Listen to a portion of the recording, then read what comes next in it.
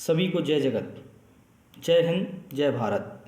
मेरा नाम मंगल कुमार सौर है और मैं मध्य प्रदेश के सागर जिले की मालथुन ब्लॉक के एक पिठोरिया गांव का मूल निवासी हूं और मैं महात्मा गांधी सेवा आश्रम जौरा का एक कार्यकर्ता हूं, जो क्लाइमेट चेंज को लेकर और वंचित समुदाय के बीच उनकी समस्याओं को लेकर सरकार से शासन प्रशासन संवाद के माध्यम से निराकरण निकालने की कोशिश करता हूं। जैसा कि आप लोग जानते हैं, हमारा भारतवर्ष ऋषि मुनियों की तपोभूमि है और यहाँ पर हर युग में महापुरुष अवतरित होते रहते हैं। ऐसे ही एक महापुरुष अवतरित हुए 2 अक्टूबर 1869 को गुजरात राज्य के पोरबंदर नामक स्थान पर, जिनका नाम मोहनदास करमचंद गांधी था और उनकी मां का नाम श्रीमती पुतलीबाई था। उनके पिताश्री का नाम श्री करमचंद गांधी था। श्री मोहनदास करमचंद गांधी ने अपनी प्रारंभिक पढ़ाई अपने गांव के स्कूल में पूरी की और मैट्रिक की परीक्षा उन्होंने राजकोट स्कूल से पास की। इसके बाद आगे की पढ़ाई करने के लिए वो विदेश वकालत पढ़ने के लिए चले गए और उन्होंने विदेश में अपनी वकालत की पढ़ाई पूरी की और भारत बैरिस्टर बनकर वापस आ गए। तब एक कंपनी ने उनके लिए एक मुकदमे को लड़ने के लिए अफ्रीका भेजा।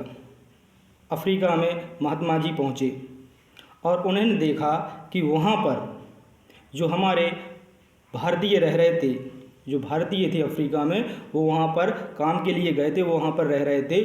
उनके लिए अंग्रेज़ों द्वारा बहुत ही प्रताड़ित किया जा रहा था।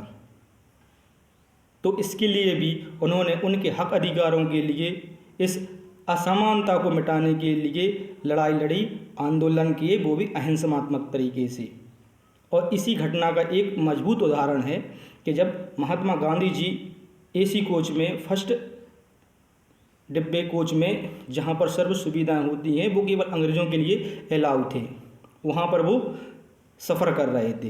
तब अंग्रेज़ों ने देखा कोई भारतीय इस डिब्बे में सफ़र कर रहा है, तो उन्होंने उनको लिए प्लेटफार्म पर उतार दिया या नीचे धकेल के नीचे कर दिया। तब महात्मा जी क्रोधित नहीं हुए।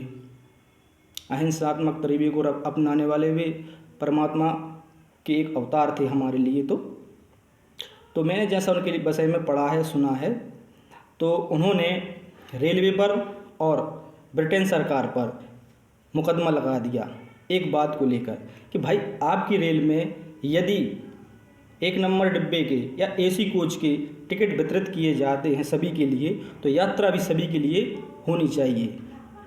यदि आप टिकट बेचते हैं और यात्रा नहीं करवाते हैं तो ये कानून के विरुद्ध है।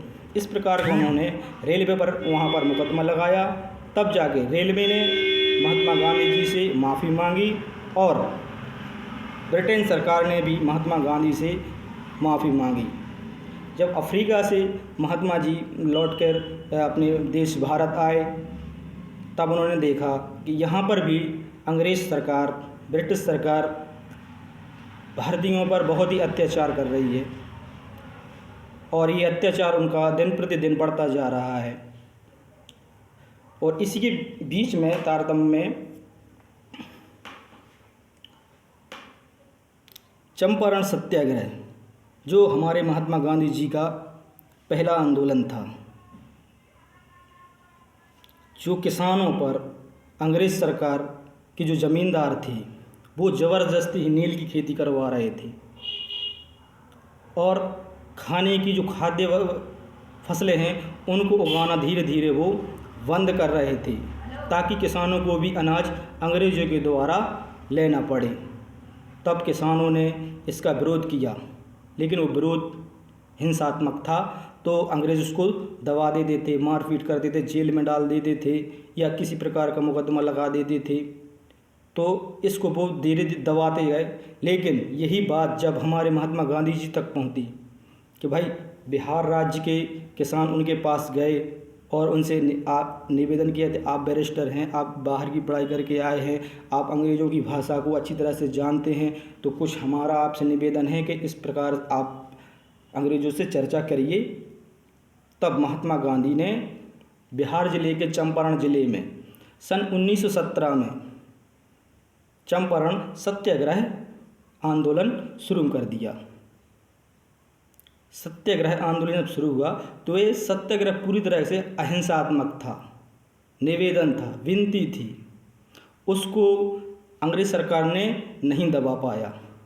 क्यों नहीं दबा पाया? इसका मेन कारण है अहिंसा, और अहिंसा परमो धर्म इसलिए कहा जाता है।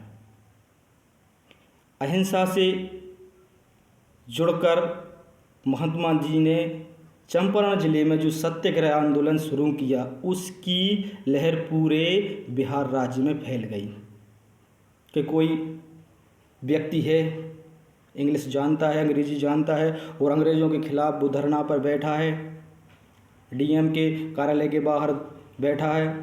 तब जाके और भी किसानों